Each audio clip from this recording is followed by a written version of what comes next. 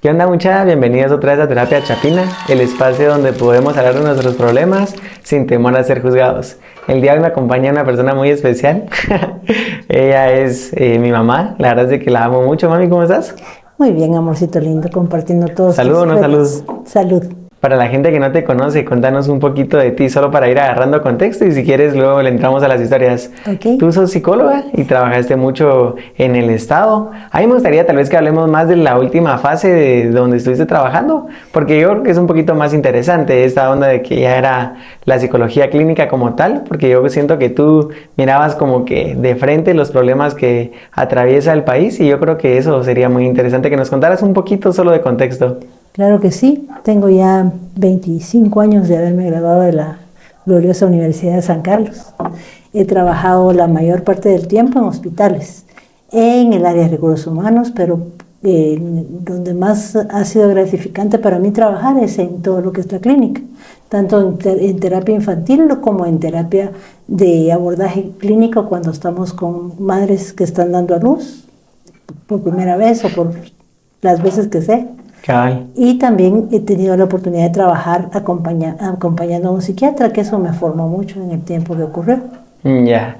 Princesa, y por ejemplo, una de las preguntas que siempre me hace la gente, conforme a ti, y bueno, y conforme a la familia en general, es que, por ejemplo, ¿qué es la gnosis? La gnosis en sí es conocerse primero a uno mismo, porque si uno se conoce a uno mismo, entonces conoce el resto del universo. Básicamente, en pocas palabras, eso sería mi definición de la gnosis. Y por ejemplo, ¿ustedes se autoconocen, digámoslo así, a través de la meditación usualmente? Usualmente esa es la esperanza, esa es la motivación que tenemos. ¿Verdad? Ya. Que cuando uno deja los pensamientos fuera, entonces sube lo que es el ser y entonces empieza uno a conocerse al respecto. Y siempre como que otras dudas que me hacen es como que si eso en algún momento les va a permitir elevarse o cosas así, porque es como que la idea que uno tiene tal vez al principio, pero ¿tú qué responderías a esa pregunta? Bueno, la verdad es que hay personas que lo logran.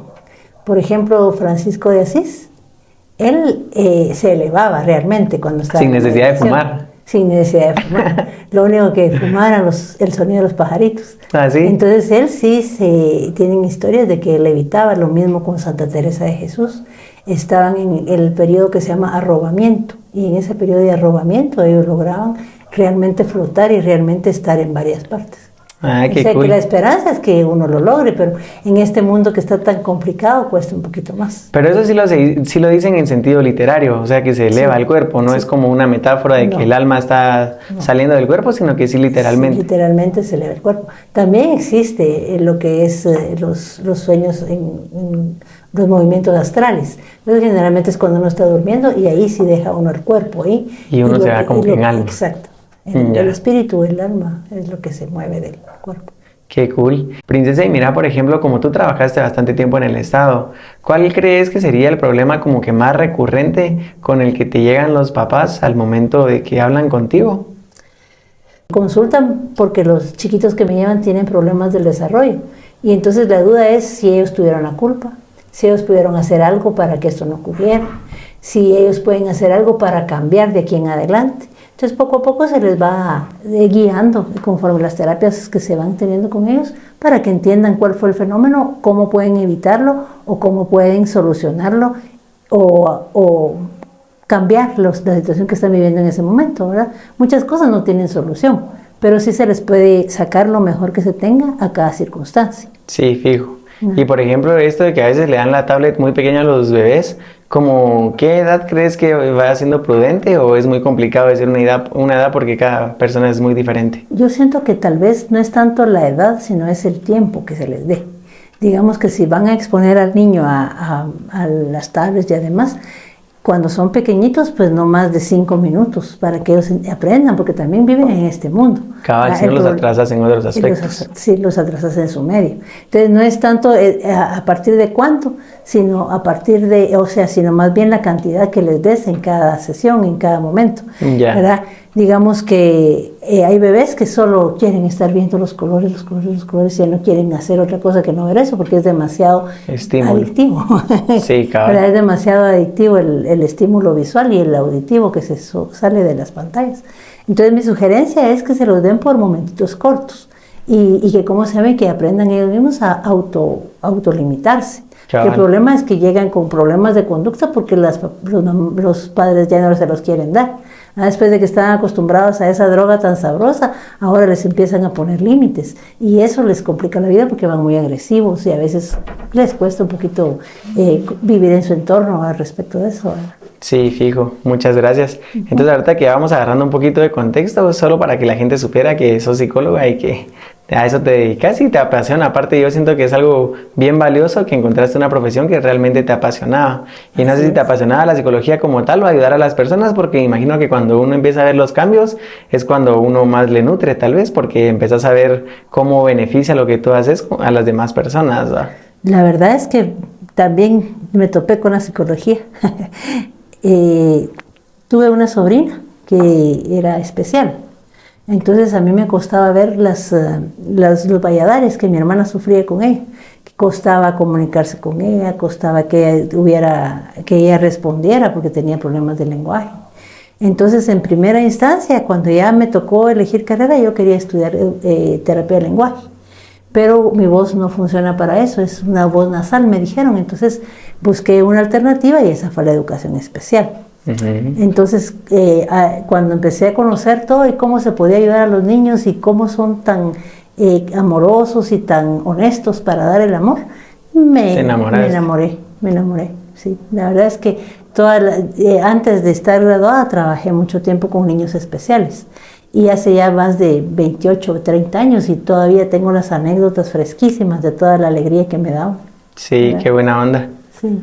Qué alegre, la verdad, que lograste encontrar ese camino a temprana edad y que te decidiste por ir, porque yo siento que es una de las carreras más reconfortantes para el ser humano, o sea, ayudar a otras personas. Sí, es un camino duro. Sí, porque en lo que uno va ayudando a las otras personas, se vuelve uno como una esponja receptora de las problemáticas que va abordando, ¿verdad? Entonces también se vive mucho sufrimiento, pero es motivador ver que uno con lo que es logra ayudar a otras personas a que vean una pequeña luz para que continúen su avance. Sí, fijo. Y esperemos poder ser esa luz con las personas que nos escribieron el día de hoy. Entonces, pues sí, yo quisiera decir algo más. Creo que tú con este podcast estás uniendo dos características que tenías desde muy pequeño. Primero, que siempre querías ser comediante. Cuando uno te preguntaba qué querías ser, decías que querías ser cómico, comediante, payaso, lo que fuese en ese campo. Y cuando ya estuviste en edad de escoger tu carrera, querías ser psicólogo. Entonces no es casualidad que tengas este podcast Terapia Chapina y esperamos pues que podamos ayudar a las personas. Medio en risa, medio en serio, ¿verdad? Cabal. Como a ti te gusta. Sí, y la verdad es de que siento yo que aparte de lo que tú decís, como que también tengo un montón de curiosidad, porque yo sé que cada cabeza es un mundo, pero sé que no siempre tenemos la oportunidad de escuchar a las personas y hay personas que se quedan con su historia y nunca la comparten por miedo a que piensan que son muy distintos a los demás, cuando realmente te pones a escuchar las historias que son tan diversas pero a la vez tan parecidas en ciertos aspectos que vos decís, o sea, realmente somos lo mismo, pues, o sea, no tendríamos que tener tantos prejuicios por las historias de los demás porque al final de cuentas todos vivimos algo bien similar, ¿va? Sí. Entonces, si querés, vamos leyendo uno a uno, ¿te parece? Me parece. Siempre gracias a las personas que nos escriben. Se los agradecemos un montón y esperamos que sean de utilidad nuestros consejos. Dice, ¿cómo puedo saber si fui abusada durante mi infancia? La mayoría de parejas que he tenido me dicen que mi sexualidad es rara. Esto debido a que me gusta el masoquismo extremo y casi siempre necesito estar bajo el efecto de alcohol para concretar dichas relaciones. La duda me surgió después de haber leído un artículo que mencionaba que el ser humano tiene la capacidad de reprimir recuerdos. Entonces me dio duda si mi sexualidad diferente puede ser reflejo de algún trauma de la infancia. Pues la verdad es que hay muchas formas de abuso y cada abuso marca al ser humano de diferente manera. Por ejemplo, el solo hecho de estar presente en una habitación cuando los padres están teniendo sexo consensuado, para el niño puede ser un trauma muy fuerte. Y puede ser que, digamos, si yo estaba escuchando que mi mamá sentía yo que estaba sufriendo, lo pueda asociar, por ejemplo, con que es necesario sufrir para tener un acto sexual. Por ejemplo. Yo creo que lo que estás preguntando, si realmente amerita que busques un apoyo terapéutico para que realmente veas si eso fue lo que ocurrió o no. Y si eso fue lo que ocurrió, no pasa nada, no pasa nada, porque la verdad es que uno, cuando se da cuenta que uno estuvo expuesto a una situación como esta, lo más importante es aprender de ella. Para aprender de ella, pues para empezar, si estamos rodeados de niños, pues tenemos que proteger su inocencia. Y muchas veces, pues nosotros solo empezamos desde muy jóvenes la sexualidad y se nos acaban las motivaciones, entonces vamos subiendo de grado. Yeah. Específicamente, yo no te conozco, no podría decir específicamente qué ocurrió, pero es un arcoíris muy grande, un panorama muy grande. Y sí es cierto que uno puede reprimir recuerdos. Yo conozco el caso de una señora que ya falleció, era una psicóloga muy renombrada en Guatemala, y ella nos contaba que precisamente pues, pasó su infancia, su adolescencia y no se había percatado de nada de esto. Y cuando se casó con una persona muy amorosa y muy diestra en las artes del amor, después de su luna de miel empezó a tener síntomas muy difíciles de entender qué le estaba pasando. Ella se mareaba, se andaba agarrando las paredes, se sentía que no estaba ahí en sus cabales, ¿no? Como muy mareada, más que todo era lo que decía. Entonces, y después cuando ya tenía relaciones con su esposo, volvía a pasar lo mismo cada vez. Entonces acudió a terapia, y en la terapia se vino a dar cuenta que ella vivía en una finca. Y estando en esa finca, pues me imagino como niña libre, jugaba por todo el campo, pero un mozo de la finca le había hecho el favor de iniciar. ¿Un qué? ¿Mozo? Un mozo de la finca. Un mozo, te he escuchado. Un mozo de la finca le había iniciado en la sexualidad a los 5 o 4 años, a los 5 o 6 años. Entonces ella había borrado de su mente todo eso. Y si no empieza a pasarle consecutivamente, no se da cuenta de qué había ocurrido. Cabal. Ella siendo ya psicóloga, a pesar de que ella había pasado la carrera y había recibido cursos de hipnosis, etc. Entonces, por eso pienso yo que si tienes la duda, lo mejor es que busques ayuda y con la ayuda llegues a tu inconsciente para solucionarlo, ¿verdad? Y como te digo, no pasa nada. Aquí en Guatemala, lamentablemente, son demasiadas las personas que son abusadas en su niñez, en su adolescencia o en su edad joven.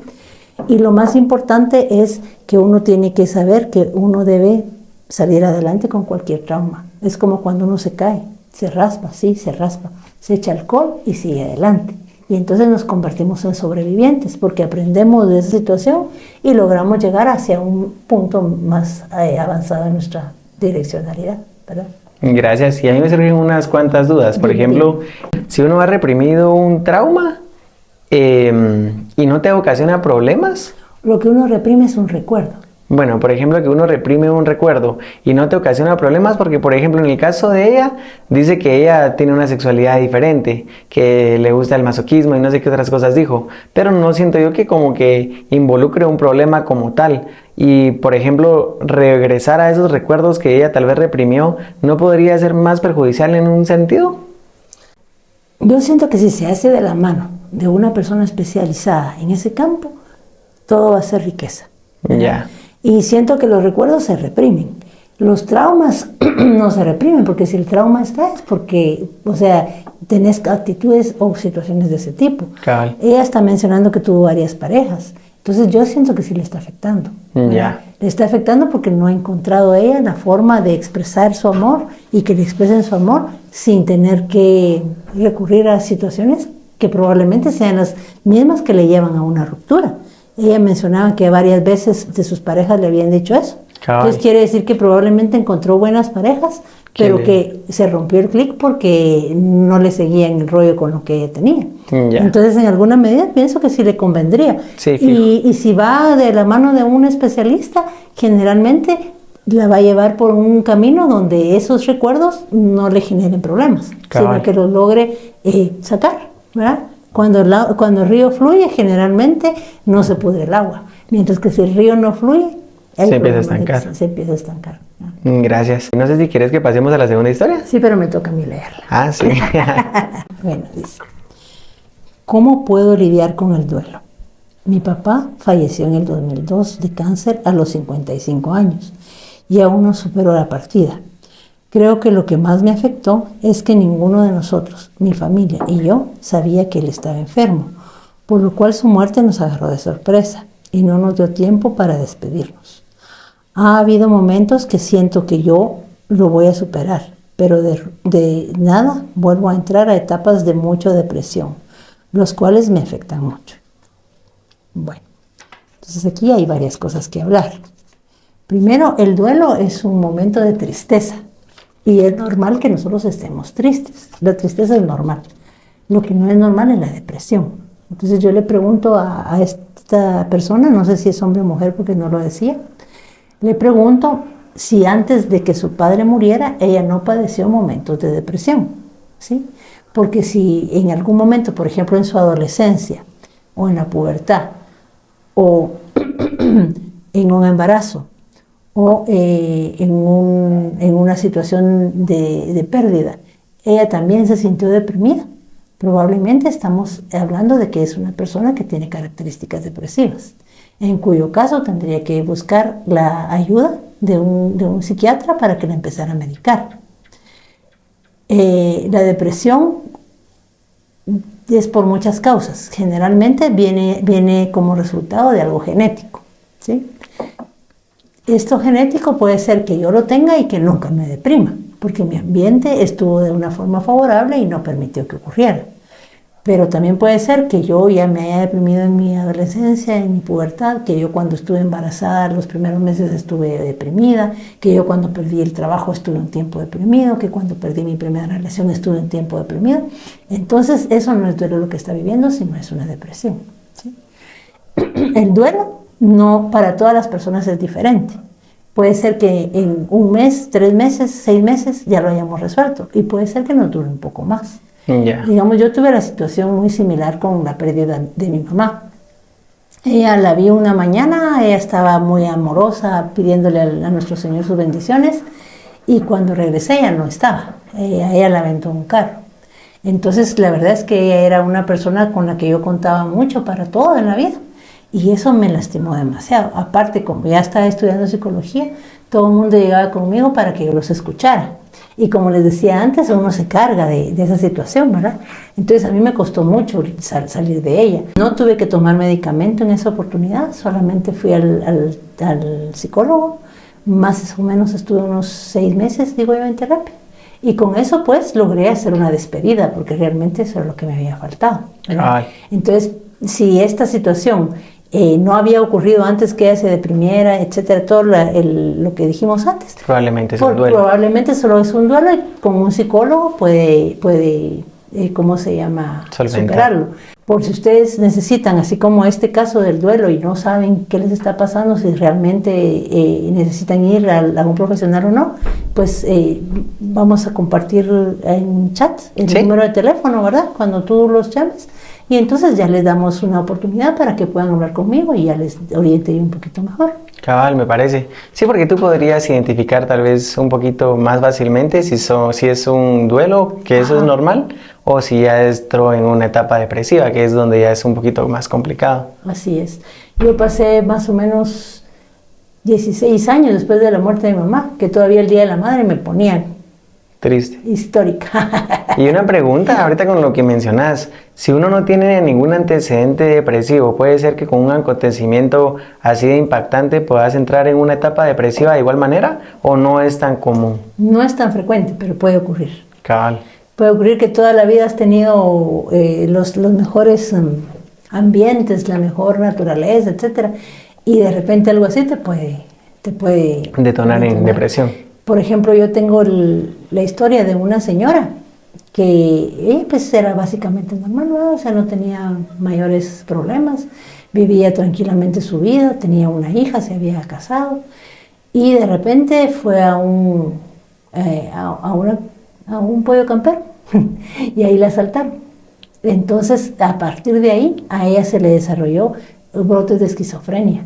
Y ya llevaba pues 28 años que nadie se había dado cuenta que él lo padecía. Y así detonó, y así todavía está en tratamientos porque sí fue muy drástico lo que le ocurrió. Curioso. Y por ejemplo, en este caso de que nunca hay un antecedente depresivo, ¿cómo se puede saber, o cuál es la diferencia, la principal diferencia entre un duelo normal y una depresión? ¿Es la cantidad de tristeza, se podría decir, o...? La profundidad.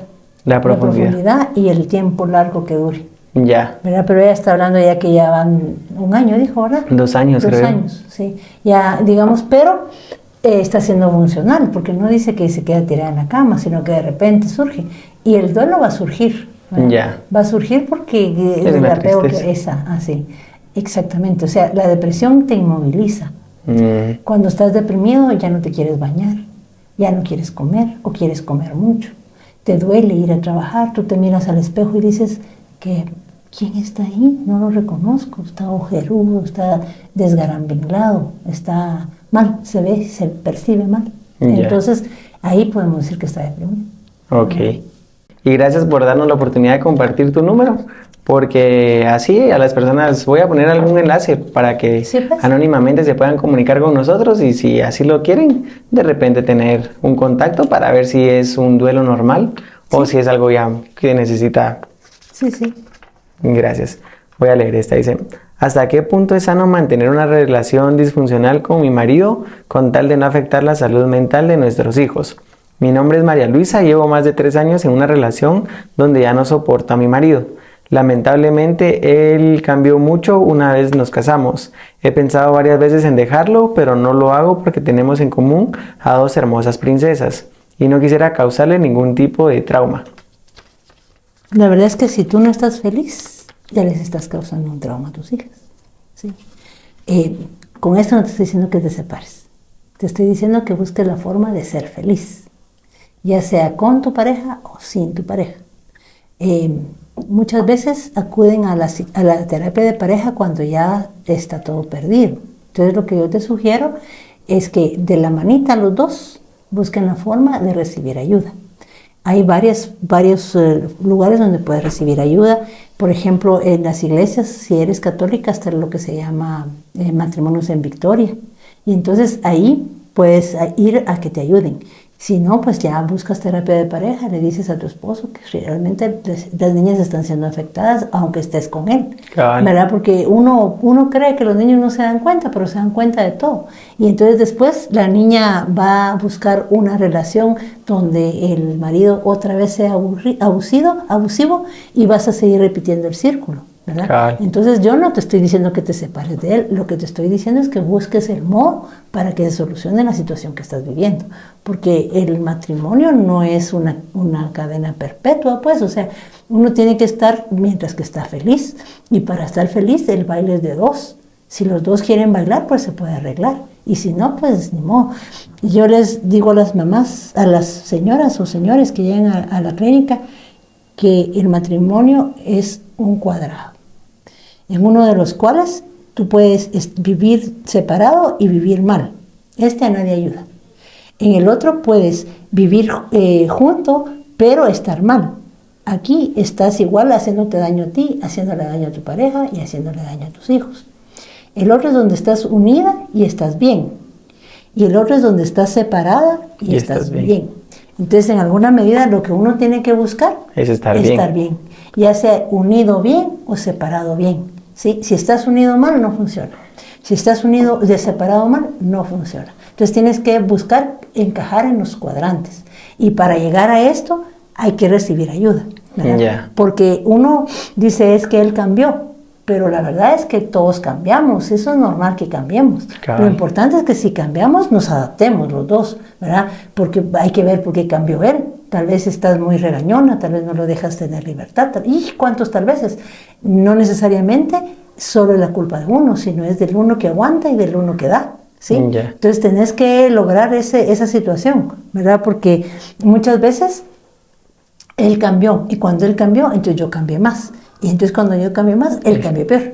Y entonces pasa lo del chiste aquel, ¿verdad? Que decía que pringando, decía que lloviendo, decía que tronando, decía que te parte un rayo. Total, que al final no vamos a estar bien, pues tenemos que sentarnos a hablarlo. La comunicación, yo veo que tú siempre la mencionas en todos tus programas y creo que es algo fundamental. Creo que primero se tienen que sentar y valorar lo que tienen. Si tienen 2 lindas princesas, esas 2 lindas princesas van a seguir siendo hijas de los 2. Estén juntos o estén separados. Entonces lo más importante es que se pongan de acuerdo. Mira, ¿cómo seguimos bailando? Yo sé que no es fácil lo que estoy diciendo. Yo sé que no es fácil porque muchas veces uno dice es que yo no me separo por mis hijas. Y mis hijas tienen una gran sombría, porque es que mis hijas tengan la figura paterna, es que mis hijas tengan la economía a la cual las tenemos acostumbradas, es que mis hijas tengan, o sea, mis hijas son muchas cosas. Entonces, digamos, si tú no trabajas, por ejemplo, es importante que empieces a buscar trabajo. Si tú no te superaste, es importante que empieces a estudiar un poquito, porque si te separas, las condiciones económicas van a cambiar. Claro. Entonces no se puede hacer de la noche a la mañana un cambio. Tienes que, primero probar si funciona. Si no funciona, pues ir viendo las condiciones necesarias para que si se separan, tus niñas no sufran más de la cuenta. Cabal. Y eso es no tomarlas de rehén también, porque el papá podrá ser muy inadecuado para estar de marido, pero tal vez es buen papá. Entonces uno tiene que todo eso como que poner sus cartas en la mesa y ver qué realmente quiere, y si sí quiere todavía solucionar algo, pues echarse una buena llorada los dos juntos y agarrarse de la mano y decir, bueno, mira, es que estamos haciendo esto y esto, ¿qué decís? ¿Le entramos a componer o le entramos a separarnos? ¿Qué te parece? Y entonces ya dedicarse a eso.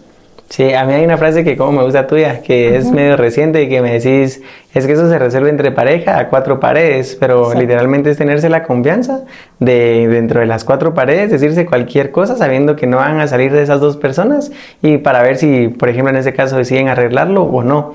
También mi comentario un poquito en ese caso iba a que, como tú decís, si en dado caso ellos deciden mejor separarse, hay un montón de cosas que pueden hacer bien para que el daño no se maximice. Sí. Por ejemplo, no es lo mismo que tus papás se dejen después de una discusión fuerte a que ellos premeditadamente lo hablen y la lleven un día pues al campo o cualquier lugar y decirles, miren, no estamos en condiciones para seguir juntos, y solo eso ya hace una gran diferencia, porque uno se queda con la tranquilidad de que ellos están en buenos términos y que no es culpa de nadie. No es que esa es otra cosa, que usualmente los niños dicen, tal vez porque hice algo, o tal vez un llanto de la niña fue la que detonó una pelea mayor, pero la pelea mayor viene de un problema que se viene arrastrando, no fue el problema que llorara, pues, y muchas veces eso sucede. También el hecho de encontrar a las parejas adecuadas después de que ya no están juntos es como que también bien valioso para no lastimar a las hijas, por ejemplo. Sí, entonces se pueden hacer un montón de cosas, aún así tomando la decisión de estar separados, pero yo creo que lo más importante es de la forma en que lo conducen a posteriori. Así es. Y también es importante que hay límites, ¿verdad? Por ejemplo, si hay violencia física, definitivamente no hay que aguantar, ¿verdad? Ahí sí no hay mucha solución que se le encuentre. Y si hay violencia física y vas a ponerte de acuerdo en las pláticas con él, entonces la sugerencia es que entre 4 paredes va a ser la cafetería, pues. Cabal. Porque tenés que estar segura de que no te vayan a parar golpeando, ¿verdad? Sí, fijo. O sea, todo eso es importante también, porque como son cosas que ya solo se van viendo ya en la clínica, ¿verdad? Cabal. Pero digamos que dice, es que yo no me dejo con él por mis princesas, pero cada jueves y domingo yo sufro violencia física que ni se me echa de ver, porque ya aprendió a dónde darme para que no me queden los moretones, por ejemplo. Entonces eso ya no muy se puede salvar, ¿verdad? Lo mismo que una infidelidad recurrente, también ahí te estás dañando en tu autoestima, te estás dañando, incluso te pueden contagiar una enfermedad venérea, etc. O sea, hay cuestiones que sí realmente ameritan cosas más drásticas. Cabal. Pero aún esas cosas más drásticas se deben hacer bien hechas. Pues sí. Hagas lo que hagas, hazlo bien hecho, ¿verdad? Muchas gracias. Sí. ¿Te parece si seguimos con otra historia? Sí, ya me piqué. ¿Ya te picaste? Entonces dice, he tenido un año espantoso. Mi hermana ha recaído miles de veces con la medicina psiquiátrica y en octubre de 2023 se aventó del 2º nivel y sobrevivió. Pero ahora a mí me cuesta dormir.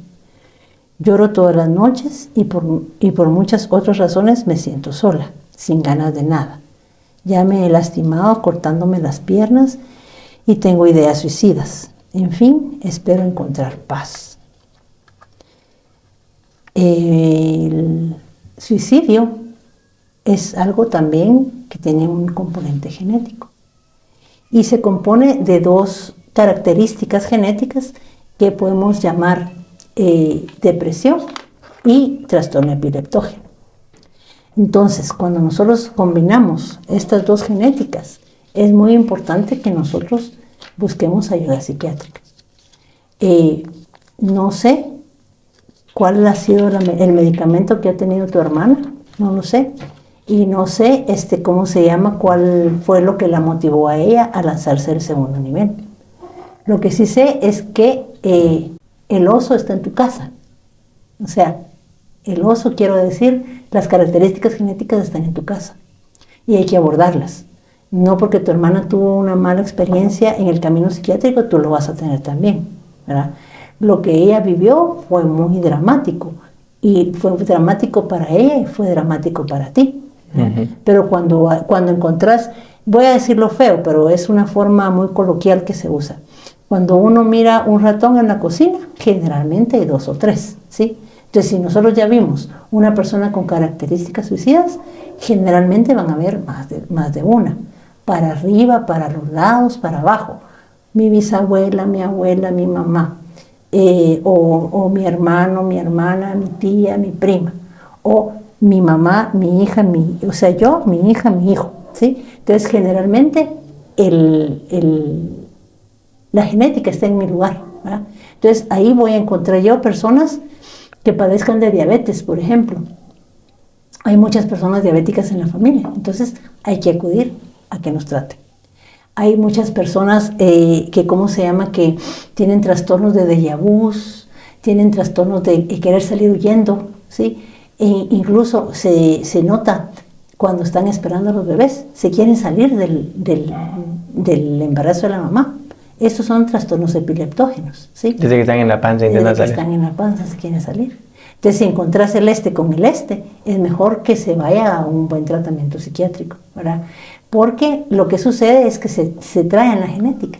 No es ni malo ni bueno. Así como tenemos ojos verdes, ojos azules, ojos cafés, igual las características genéticas en la salud mental se asocian. Yeah. Entonces, por ejemplo, yo vengo de una familia donde mi papá era diabético. Y vengo de una familia donde mi mamá era propulsiva. ¿Qué quiere decir propulsiva? Que se aburría de estar en algún lugar, salía corriendo. Entonces, esa combinación probablemente me va a alcanzar a mí. Y si yo ya vi que alcanzó a mi hermana y yo ya estoy teniendo problemas de que me corto y de que me lastimo, entonces lo que tengo que hacer yo es buscar ayuda. Cabal. Un síntoma de la depresión es el no dormir. El no dormir es una característica fundamental de la depresión, ¿verdad? Y lo que pasa es que cuando yo estoy deprimido, no hago nada. Gracias a Dios, ¿verdad? Cuando estoy deprimido, estoy triste, no me baño, no como.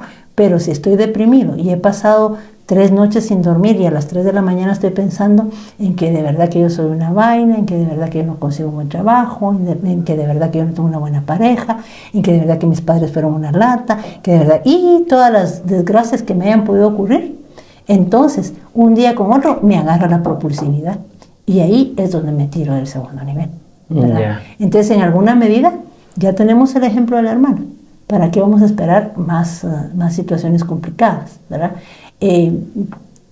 Al psiquiatra le tienen un poquito de temor por 2 razones. La primera es económica, sale muy caro ir al psiquiatra. Y la segunda es que la gente dice, no, yo no estoy loco, yo no me quiero medicar. Y la verdad es que en casos así como estos es importante medicarse y llevar una terapia a la par. Porque cuando a mí me están medicando, entonces yo puedo ver todos los panoramas y entonces puedo salir de mi situación recibiendo terapia, ¿verdad? También se pueden abocar con José, y yo conozco a un muy buen psiquiatra que no le estoy haciendo propaganda, pero es muy humano. Él se dedica básicamente a las adicciones, pero en las adicciones también hay mucho intento de suicidio.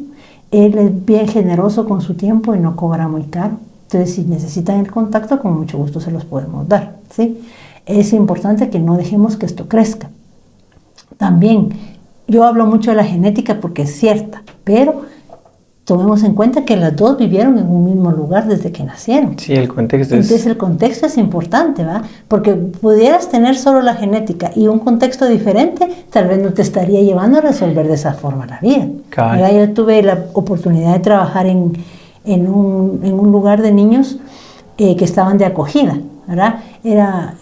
No vamos a decir el nombre, era un lugar donde llegaban los jovencitos que los padres no los podían atender y los llevaban desde chiquitos, a veces algunos prepúberes, algunos púberes, algunos adolescentes, y era tan lindo el lugar que los llevaba hasta la universidad.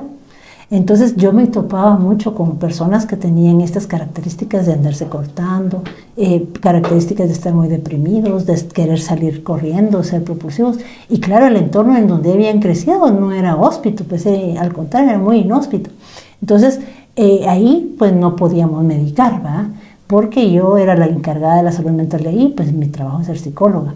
Pero llegó un momento en el que a todos los casos que yo veía así, los empecé a meter en el torrente del San Juan de Dios, y ahí me los miraba el psiquiatra que les cuento, con el que aprendí mucho. Yeah. Entonces él ya les daba la medicina y yo les seguía la terapia, y la verdad tengo o sea, los patojos que salieron de ahí, realmente mis respetos, pues han logrado conquistar muchas cosas. Entonces cuando tenemos características así es importante las dos, la psiquiatría y la terapia, ¿verdad? También es importante que hay medicina natural. Y si yo pues no estoy ahorita disponible para gastar, porque una cosa es el gasto del psiquiatra, pero luego el gasto de la medicina. Esos son otros 5 len, dirían mis amigos, ¿va? Entonces podemos recomendar 2 plantas que nos pueden ayudar. Cuando estamos deprimidos, así como les expliqué, ¿va? Que no tenemos ganas de nada, no nos queremos levantar, etcétera. Entonces podemos en las mañanas tomar té de pericón. El pericón pues puede ser el de bolsita, y es mejor si es el de la ramita, ¿verdad? Entonces ponemos a hervir el agua, y cuando ya esté hirviendo el agua dejamos caer la ramita, y eso nos va a ayudar. Y si lo que tenemos es que nos está costando dormir y por lo mismo estamos ansiosos, nos está costando mantenernos sin muchas manías, sin muchas obsesiones, entonces lo que podemos tomar es el tilo. El tilo, pues igual, se pone a hervir el agua, y cuando ya esté hirviendo el agua, si yo soy una persona que mide 100 libras, por lo menos, tengo que echar 7 florecitas de tilo, y solo que se apaguen. Cuando esta ya se enfrió, entonces yo me la tomo. Y si es demasiada mi ansiedad, la puedo repetir en la mañana. Hacer 2 tazas, y dejar la siguiente taza con las florecitas toda la noche y tomármela temprano. Entonces esto me va a ayudar a que si no puedo tomar el medicamento porque no está ahorita, no lo voy a hacer definitivamente. Entonces probemos con esto, por lo menos esto nos va a ayudar, nos va a hacer un bastón para llegar al momento en que podamos hacerlo. Y esa es otra cosa que, por ejemplo, tú me has explicado, que a veces te dan medicina y no es que te vas a mantener siempre con medicina, sino que la medicina te va a ayudar a que ya no estés tan metido en el hoyo en donde estás. Entonces, media vez subís un poquito, ahí ya te das cuenta en dónde era que estabas metido, y ya te puedes empezar a actuar de una manera diferente. Por ejemplo, ahí si la persona está en las redes, que se nos comuniquen con nosotros, y de repente le damos el nombre y el número del psiquiatra, que claro, creo que ya sé quién es. Sí. Dice, estoy a punto de tener a mi segundo bebé. El primero es varón y tiene 2 años, y la que está por venir es una nena. Tengo 7 meses de embarazo. Estoy muy nerviosa porque no quiero que mi primer hijo se sienta apartado con el nacimiento de la bebé, y tampoco quiero que la beba sienta que tengo preferencias por mi primer hijo. Lamentablemente soy la hija más pequeña y siempre sentí que no encajaba en mi familia, en parte porque el favoritismo con mi hermano mayor era muy notable. No quiero volver a repetir ese patrón. La rivalidad fraterna está estudiada desde Caín y Abel. Siempre va a haber rivalidad fraterna, ¿sí? Entonces, lo más importante es que a mí no me gobierne ni uno ni otro, sino ser equitativa y ecuánime, ¿sí? ¿Qué quiere decir eso? Que es que porque este es chiquito no le pegues. No, hombre, pues no le pegues porque es tu hermano, pero no porque es más chiquito. Ya. Al más chiquito, vení porque vos sos mi consentido, por ejemplo, ahí lo estamos haciendo mal, ¿va? Ni uno ni otro, o sea, tenemos que estar fuera. Los padres tenemos, el gran favor que le hacemos a nuestros hijos es estar afuera de la relación de hermanos. Ellos como hermanos se aprenden a llevar bien. Cabal. Ellos como hermanos no tienen por qué jalar la balanza para ni uno ni para otro lado.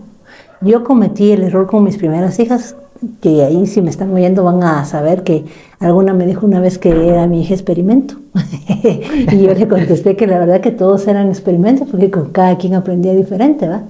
Pero yo era una mamá joven en ese momento y hice exactamente digamos que el chiquito no entiende, el chiquito no siente, el chiquito no aprende. Y la verdad es que los dos aprenden, los dos sienten y los dos tienen que convivir como hermanos que son.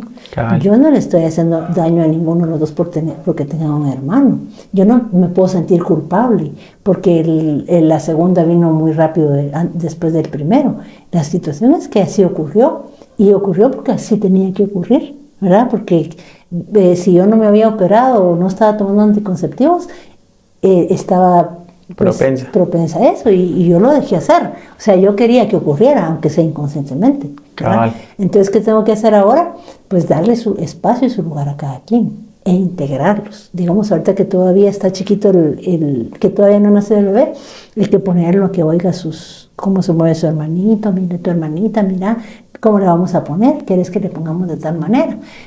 Digámosle solo los nombres que queremos, y que estemos cómodos con el que elija.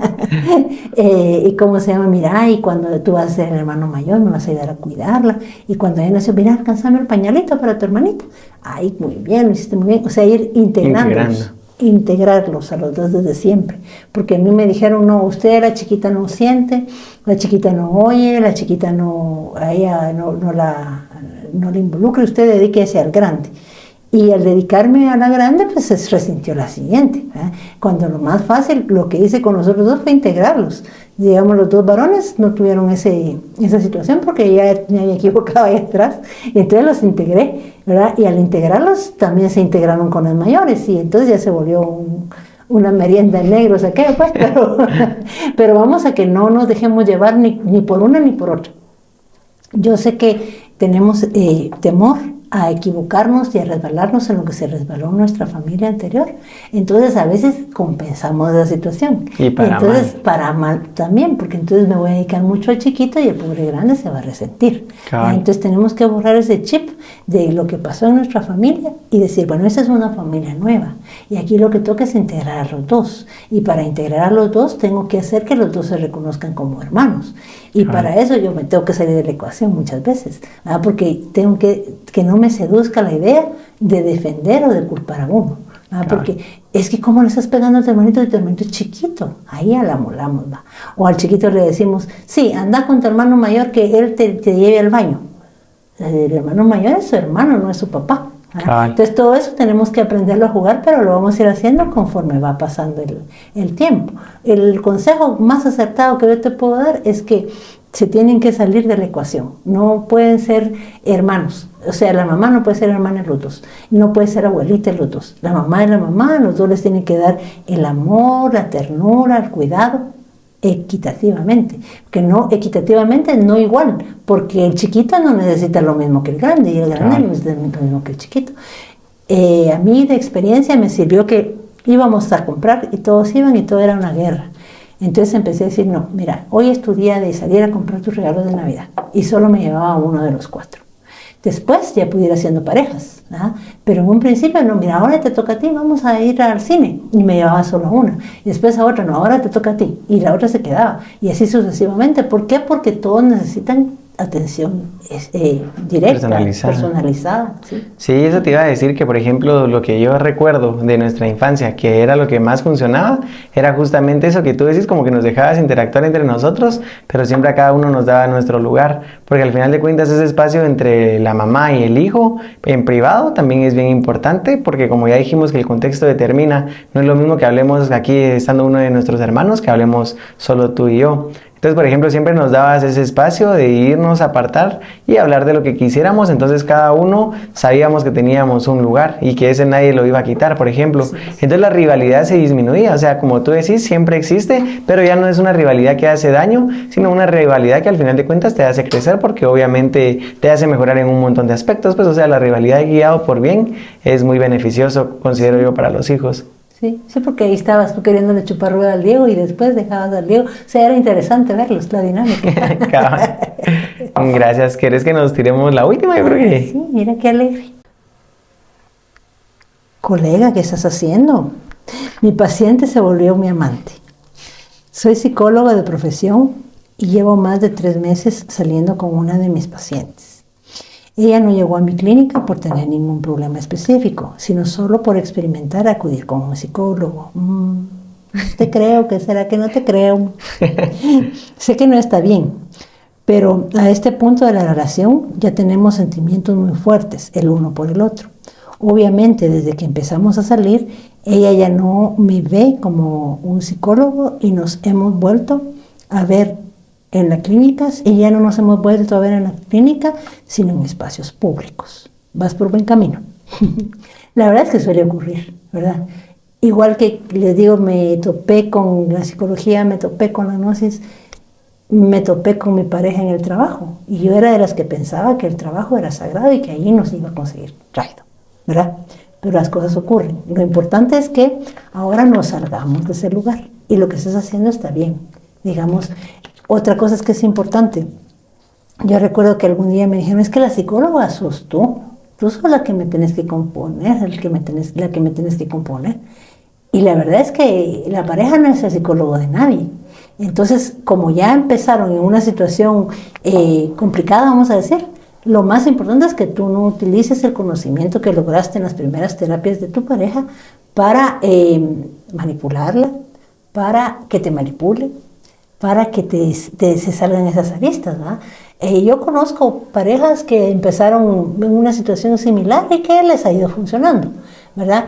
Y también conocí algunos profesionales que ya era su modus actuandus y su modus vivendus, ¿va? Y ya sabían por dónde. Ya sabían por dónde conquistarse a las pacientes. Y eso sí no es muy ético, mejor dicho, es nada ético. Claro. Entonces, si esta vez fue la primera vez y cómo se llama, y pues vas a tener una bonita relación, cuida de que no te vuelva a pasar, ¿verdad? Porque si no, digamos que una vez cae uno con la piedra, pero ya cada rato no. Entonces, si ya te ocurrió, pues disfrutar de la relación, que se escucha que es bonita, ya que no sea para nada me persiguen los zancudos y los bichos, que no sea, ¿cómo se llama?, ya en la clínica, para nada, ¿verdad? Y traten de obviar esa experiencia que tuvieron. Es bien difícil para el psicólogo no involucrarse sentimentalmente. No, eso se llama contratransferencia, transferencia y contratransferencia. Eso sí es que hay que tener mucho cuidado, porque entonces pasa lo que te estaba diciendo antes. Claro. Para el psicólogo con su pareja es muy difícil que deje de actuar como psicólogo 100%, porque él es psicólogo. ¿Ah? Entonces todo lo mira desde el campo, desde el punto de vista psicólogo. Yo recuerdo que alguna vez mi primer pareja me decía, pero terapiame. Y yo decía, no, pero pasame un test. No, ¿por qué? Porque yo te quiero respetar tu intimidad, quiero respetar lo que tú tenés, y si yo ya conozco de qué pata cojeas y cómo haces y cómo tornas, entonces te estoy violando tu ¿cómo se llama?, tu privacidad, ¿verdad? Porque yo tengo herramientas que me permiten ver más allá. Entonces, pero igual, digamos que si mi pareja tiene un duelo, yo voy a vivir como psicóloga a pesar de que soy su pareja. Pero no voy a, o sea, ¿cómo me explico? No vas a fungir el rol de psicólogo. No puedo dejar de ser psicólogo y de pensar como psicólogo. Pero sí evito traspasar esa barrera que no lo traspasaría una persona que no es psicólogo. Exacto. Cuando ya se está pasando de castaño oscuro, entonces yo cambio, ya no, por ahí no. Y yo considero que también empezás a ver como que ciertas características que como psicólogo decís, eso ya va por mal camino, pero no deberías de mencionarlas nunca, porque si no pasa lo que tú decís, que te estás aprovechando de tu conocimiento para ir más allá de lo que tal vez no sería lo correcto que traspasas, porque... Sí, pero nunca había considerado esa posibilidad. Fíjate que una vez como que ya llegan contigo, ya sabes un montón de cosas, y lo más importante es, si ya tomaron esa decisión que ellos dicen que llevan 3 meses, es no utilizar la información que le dieron en primera instancia como para manipularla o algo por el estilo, porque, y ni siquiera cuando era su paciente ni después. Cabal. Porque uno dice solo para ayudarla, mentiras, o sea, uno se está metiendo donde no debe. Aunque sea algo muy sencillo, como que es mejor limitarse, o sea, por eso te digo que uno no puede dejar de ser psicólogo. Cabal. Pero digamos que si, por ejemplo, vamos a poner un ejemplo ficticio. Por ejemplo, a ella le gusta ir a fiestas. Y cada vez que se va a fiestas, ella se emborracha y para mal. Entonces vengo yo y actúo como psicólogo. Pero ya pensaste que cada vez que tú te vas a una fiesta, tú te emborrachas y paras mal. Ahí estoy actuando como psicólogo, ya no como su pareja. Ya. Y estoy aprovechando lo que yo ya sé que le pasa a ella por esto. Pero sí debe ser bien complicado, Bien ¿va? Porque complicado. incluso, por ejemplo, uno de novio, aunque no sea psicólogo, si ya sabes que tu novia lleva en 3 fiestas seguidas donde se emborracha y para llorando, por ejemplo, sería lo lógico decirle ya a la cuarta, mira, ¿segura que quieres ir? Porque últimamente te la pasas peor de lo que te Pero querés. ahí no la estás dirigiendo, o sea, no estás utilizando, sino que ya es algo que viste ahorita aquí. Ya, Es una línea bien delgada. cabal. Y digamos que a pesar de que yo te digo que he tratado en mis dos relaciones de no mezclar, a veces se encuentra uno en el mare magnum, ¿va? Y entonces uno mismo tiene que poner el límite, porque no es justo para la otra persona que uno se meta hasta donde Cabal. no deje. ¿Verdad? Gracias. Yo creo que por ahí podemos ir quedando. Te agradezco mucho por tomarte el tiempo de venir acá. La verdad es de que yo siento que va a ser un bonito programa y gracias a la gente que nos ha escrito y también los que mencionamos que tal vez si se quieren comunicar con nosotros para acudir a una ayuda más personalizada, con mucho gusto lo pueden hacer a través de los perfiles Terapia Chapina o terapiachapina.com. Igual ahí todo lo leo al final de cuentas. Entonces, muchas gracias. ¿Tú algo más que querrás decir? Feliz Día de las Madres a todas las mamás. No se sientan culpables las mamás trabajadoras porque uno trabaja porque necesidad. Cabal. Sí, y no se sientan de menos las mamás que se quedan en casa porque lo que están haciendo es una gran labor, ¿verdad? Y uno como no quisiera quedarse en casa y tener lo económico solventado, pero en nuestro país no es así. Cabal. Entonces no se sientan culpables porque tienen que salir. Y cuando regresen, regresen a ser mamás. ¿Sí? Regresen, como les digo, no puede uno divorciar lo que uno es. Uno va a ser psicólogo siempre. Está con los amigos, está siendo psicólogo. No es que les esté leyendo la mente, no. Pero está actuando como psicólogo, porque eso es uno, ¿verdad? Sí, cabal. Entonces, en alguna medida, disfrútense sus hijos cuando lleguen a casa. Disfrútense sus madres, si todavía las tienen, ¿verdad? Es un rol demasiado importante. Si tienen problemas con su mamá, busquen solucionarlos. La mayoría de conflictos son faltas de comunicación. Si tienen problemas con los hijos, busquen solucionarlos. Es lo mismo. O sea, en este mundo venimos en grupo, venimos en manada. Entonces aprendámonos a estar mejor. Y el Día de la Madre es algo muy especial para llevarlo ahí. Sí, y aprovechando ese comentario, por ejemplo, muchas veces uno piensa que hay una discrepancia o un problema que tenés con tu mamá. Entonces no lo querés abordar porque crees que lo vas a empeorar. Pero yo por experiencia me ha pasado mucho que cuando yo te salgo con un clavo bien grande, como que lo has sabido llevar y rapidito me haces entender que el clavo que yo estaba maximizando tal vez no es tan grande como yo pensaba. Y como que las mamás tienen esa sabiduría porque ya han andado más años que nosotros en la tierra. Y Entonces, los conocemos. esa es otra cosa. Bueno, a la gente que nos sintonizó se los agradezco un montón. La gente que me conocen y me dicen, vos, tu mamá es bien de a huevo. Ahora ya pueden ver que en efecto es bien de a huevo. La verdad es que te lo agradezco un montón, princesa. Te lo agradezco mucho por estar acá y esperemos que no sea el único capítulo que grabemos porque la verdad es que yo considero que a muchas personas les va a ser de mucha utilidad y te agradezco por tu tiempo y por estar acá. Te amo con todo mi corazón. Salud, para no perder la costumbre. Esto fue Terapia Chapina. Buena onda.